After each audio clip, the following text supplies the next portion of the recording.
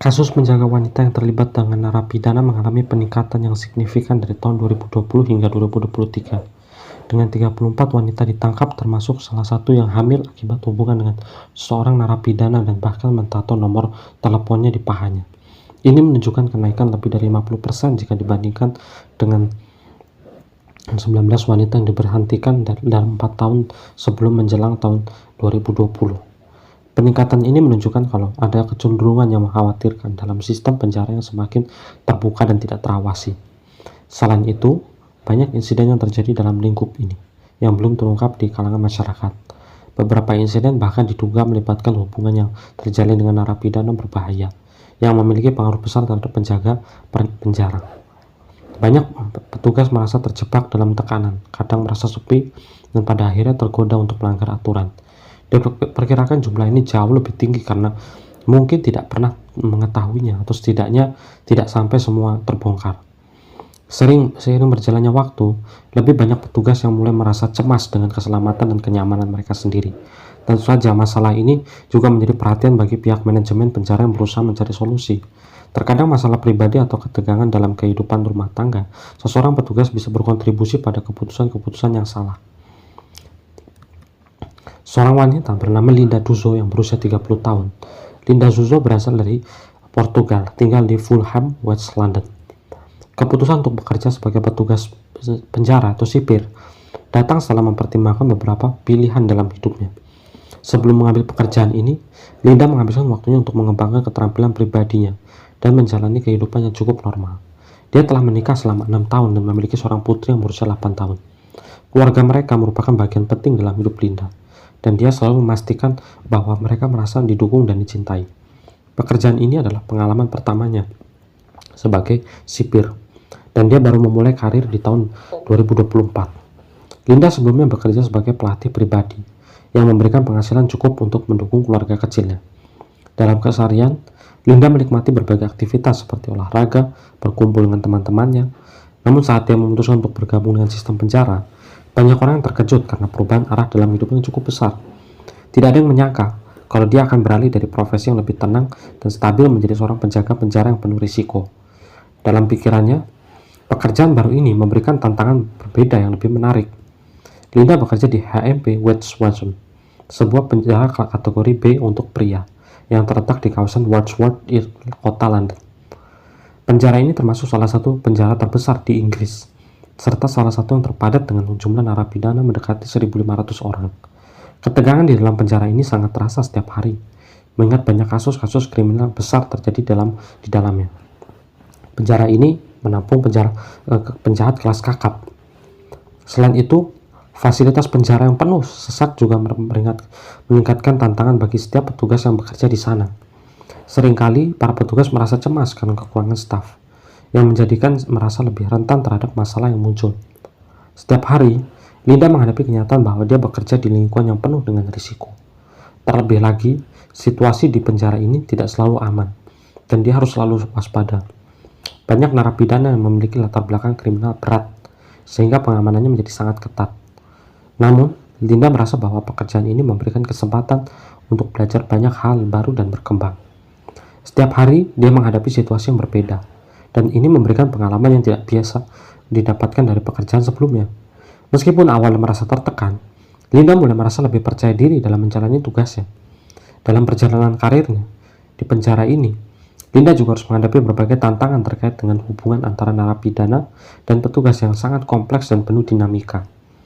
Tentu saja, hal ini menambahkan kesulitan dalam menjaga profesionalnya di lingkungan yang sangat intens ini.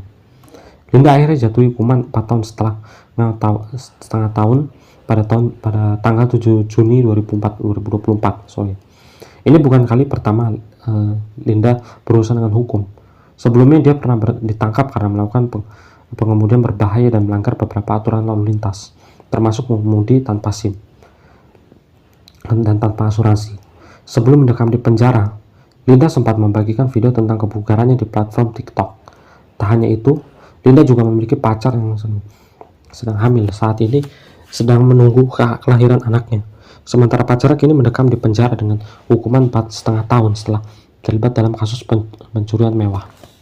Linton akan menjalani masa hukuman selama 4,5 tahun. Dia akan menghadapi sendirian, sementara pacarnya yang hamil menantikan kelahiran anak mereka tanpa didampingi Linton. Ketika Linton mendengar tentang video tersebut yang mulai tersebar, dia dilaporkan dirawat di rumah sakit karena stres. Beberapa orang melaporkan bahwa dia akan melahirkan lebih awal karena tekanan psikologis tersebut. Bayangkan saja, Linton harus melalui semuanya itu sendirian dalam kondisi hamil. Saat pacarnya di penjara, kini video yang memperlihatkan sang pacar berhubungan dengan seorang penjaga yang viral. Video itu direkam oleh seorang teman atau satu Linton, dan Linda, sang penjaga, jelas-jelas sadar bahwa dia sedang difilmkan. Dalam video tersebut terdengar suara Linda. Pada satu titik terlihat seorang yang mencoba masuk ke dalam sel, namun teman satu sel memberitahu untuk menunggu sebentar. Ketika teman sel itu merekam, dia mengarahkan kamera dan berkata, "Begini cara kami bermain di West World." Video itu kemudian dibagikan di media sosial dan segera menjadi viral, membuat banyak orang mengenali sosok Linda. Tak lama setelah itu, Linda ditangkap oleh pihak kepolisian saat mencoba untuk naik pesawat menuju Madrid. Setelah ditangkap, Linda menghubungi pacarnya untuk memberi tahu bahwa dia tidak akan masuk kerja dan bahwa suaminya akan mengembalikan semua peralatan kerja miliknya. Ini tentu sudah diprediksi, karena semua orang sudah tahu bahwa dia tidak akan kembali bekerja. Pada sidang hari pertama, Linda mengaku bersalah atas tuduhan pelanggaran tugas publiknya dia. Dia melanggar kode etik. Hakim memberikan keputusan untuk membebaskan Linda dengan jaminan dan memerintahkan agar dibuatkan laporan praputusan untuk melihat lebih jauh mengenai latar belakang dan keadaan yang ada. Terkait persyaratan jaminan yang cukup ketat, paspor Linda ditahan oleh polisi dan dia tidak diizinkan berpergian ke luar negeri atau menggunakan dokumen perjalanan apapun. Selain itu, dia harus memakai alat pemantau elektronik dan menjalani jam malam yang mengharuskan berada di rumah antara pukul 7 malam hingga 9 pagi. Dalam sidang pengacara, Linda menggambarkan dirinya sebagai seorang ibu muda dengan karakter yang baik. Sementara jaksa penuntut menyatakan bahwa tindakan merupakan pelanggaran yang mengejutkan terhadap kepercayaan publik. Mereka menilai Linda jelas-jelas seorang yang berpartisipasi penuh dengan kesadaran dan antusiasme dalam insiden itu. Teman Linda bernama Haley mengungkapkan kalau Linda sedang mengalami masa sulit di tempat kerja. Dia menjelaskan bahwa narapidana sudah tahu banyak yang tentang kehidupannya pribadi Linda, termasuk nama suaminya dan alamat mereka. Haley juga mengatakan bahwa Linda menghadapi banyak tekanan dan bahkan sempat merasa terancam. Menurut Haley, pernikahan Linda sedang menghadapi masalah. Meskipun mereka berdua berusaha keras untuk memperbaiki hubungan mereka, Haley juga berpendapat bahwa lebih banyak kisah yang belum terungkap, dan dia percaya bahwa ada hal-hal yang lain yang akan terungkap setelah Linda dijatuhkan hukuman pada bulan November tahun ini. Melakukan pelanggaran di kantor publik bisa berujung pada hukuman yang sangat berat, bahkan hukuman di penjara seumur hidup. Namun masih belum jelas apakah hukuman seumur hidup ini benar-benar seumur hidup atau hanya sekitar 25 tahun seperti yang berlaku di beberapa negara. Selain itu, masih belum ada kejelasan apakah Linda akan memenuhi syarat untuk pembebasan bersyarat di kemudian hari. Setelah kejadian ini, Linda menyatakan bahwa dia telah menemukan kekuatan penghibur dalam iman kepada Tuhan. Ayah mertua Linda mengatakan kepada media kalau suami Linda sangat terkejut dengan kejadian ini dan tidak menyangka bahwa istrinya akan melakukan hal semacam itu. Ketika ditanya tentang kehidupan mereka, ayah mertua memilih untuk tidak berkomentar lebih lanjut, meskipun dia menyebutkan bahwa itu adalah masalah internal keluarga. Linton, narapidana yang terlibat dalam insiden ini, dilaporkan sangat menyesali apa yang terjadi. Ibu Linton juga mengungkapkan bahwa jika seseorang menawarkan kesempatan seperti itu, maka orang tersebut akan cenderung mengambilnya. Linton saat ini sedang menjalani hukuman, namun tidak ada investigasi lebih lanjut yang dilakukan terhadapnya. Beberapa orang bertanya apakah Linda sengaja melakukan ini untuk mencari perhatian publik atau mendapatkan uang dari platform medsosnya. Namun ketika ditanya, Linda mengklarifikasikan bahwa dia tidak memonetisasi video tersebut sama sekali. Di media sosial, Linda mengunggah sebuah pesan untuk meluruskan semua isu yang beredar, menyatakan kalau dia tidak pernah mendapatkan keuntungan finansial dari video itu. Linda juga meminta agar orang tidak tertipu oleh profil palsu mengatasnamakan dirinya, dan mengingatkan bahwa GoFundMe atau akun-akun yang meminta uang bukanlah miliknya. Penyelidikan mengenai bagaimana Linda bisa diterima bekerja di penjara melewati proses pemeriksaan yang ada masih berlangsung. Banyak yang mempertanyakan mengapa dia ditempatkan di posisi berisiko tinggi ini. Mengingat latar belakang dan gaya hidupnya, di beberapa tempat para penjaga yang paling berniat baik pun bisa terpengaruh oleh narapidana yang berpengalaman dalam memanipulasi situasi. Semua ini pertanyaan membawa pertanyaan besar tentang bagaimana proses seleksi dan pengawasan terhadap penjaga sipir dilakukan, terutama yang bekerja dengan narapidana berisiko tinggi.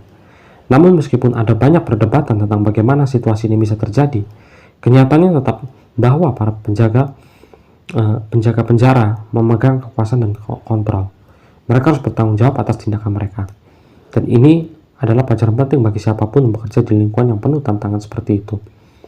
Seluruh kejadian ini memperlihatkan dampak besar dari suatu kehidupan kesalahan dalam keputusan karir, terutama ketika melibatkan peran penjaga yang memiliki otoritas.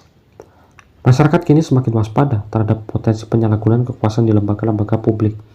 Ketegangan semakin terasa ketika beberapa pihak mulai mempertanyakan seberapa efektif pengawas yang ada terhadap para petugas yang bertanggung jawab atas keselamatan dan ketertiban. Dengan berjalannya waktu, semakin banyak orang yang berusaha mengambil pelajaran dari insiden ini, termasuk pemahaman tentang pentingnya memeriksa latar belakang secara mendalam sebelum memberikan posisi yang memiliki tanggung jawab yang besar di suatu perusahaan.